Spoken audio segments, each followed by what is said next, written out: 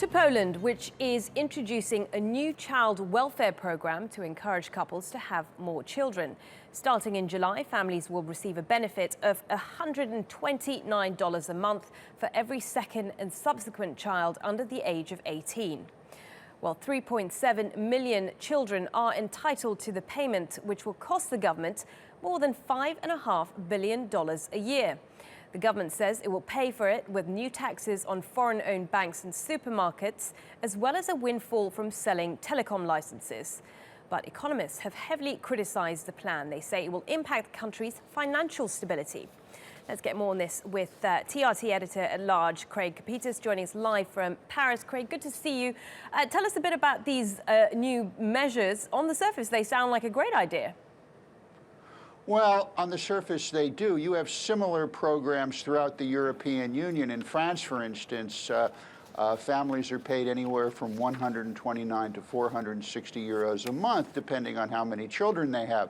But then you go to the United States, to put this in some context, where disadvantaged families with children are given in the neighborhood of $2.6 billion a month, and that supports some 43 million children, according to the Social Security Administration.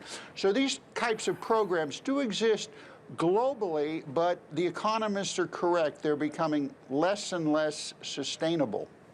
So tell us why. I mean, what exactly is Poland's economic problems, and why is this going to be an issue? Well, I think calling it an economic problem is a little bit of a misnomer. All here is about numbers. What you're looking at here is a state-mandated tithe.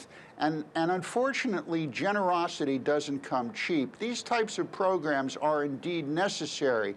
But for them to be sustainable long-term, you need a root and branch change of not only the management of the programs, but where this money is going to come from, because it will run out at some time in the not too distant future. Now, it's also important here to realize that this problem is not just in the EU or in Poland. Even in Saudi Arabia, with all of its hundreds of billions of dollars, has a widespread poverty program that is poverty problem, that it's really never been able to tackle. So a lot of this has to do with management of current resources.